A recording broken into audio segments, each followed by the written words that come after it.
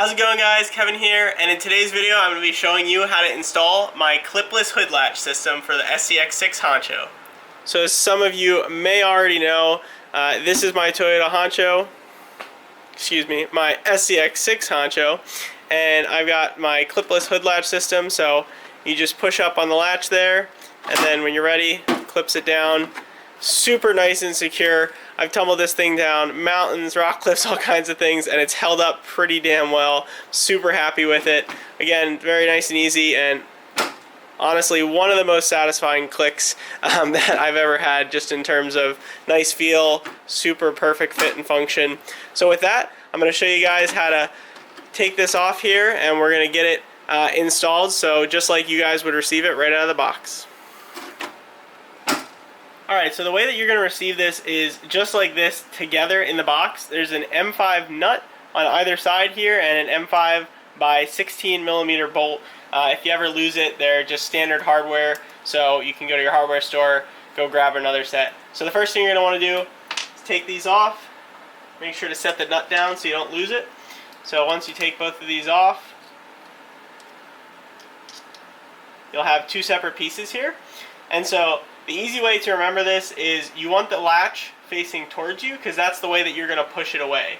So the first thing that you want to do is basically line this up here and set that on top.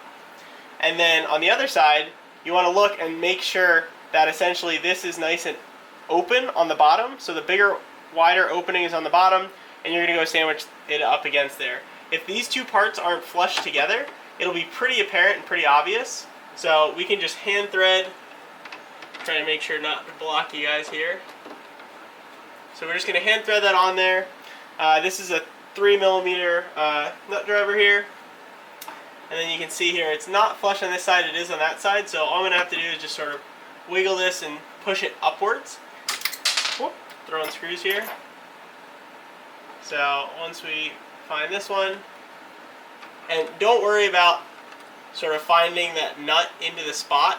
If you have it sit out like this and you just very lightly start to tighten it, the nut will eventually fall into its slot. Once you find it in its place, you're going to then tighten it down.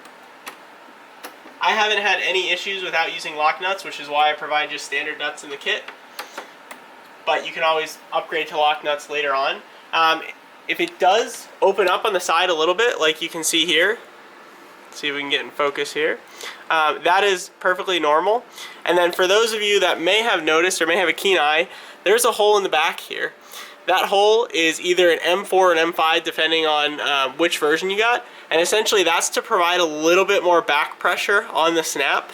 This is not intended to be used right away. This is intended to be used after a year, 2 years, 3 years. If the snap tends to start getting a little bit looser because it's slowly fatigued with time and you want to stiffen it up a little, you can put a screw in the back there.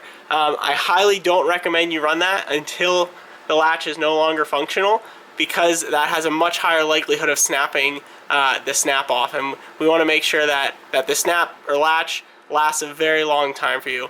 So with that, it's installed. And all we have to do now is just remove our body holders on the back end here.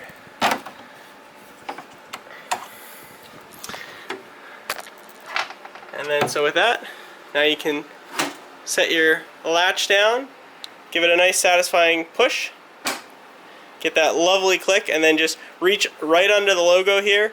Just push your finger along the bottom side of the bumper and it pops straight up, and you can clip it right back down.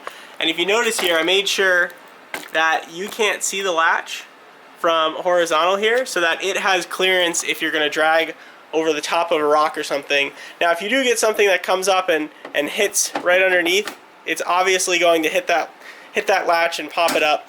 But the only time that I ever had that happen, it actually just popped the hood up, and then basically the weight of the hood just latched it right back down immediately, so it worked perfectly.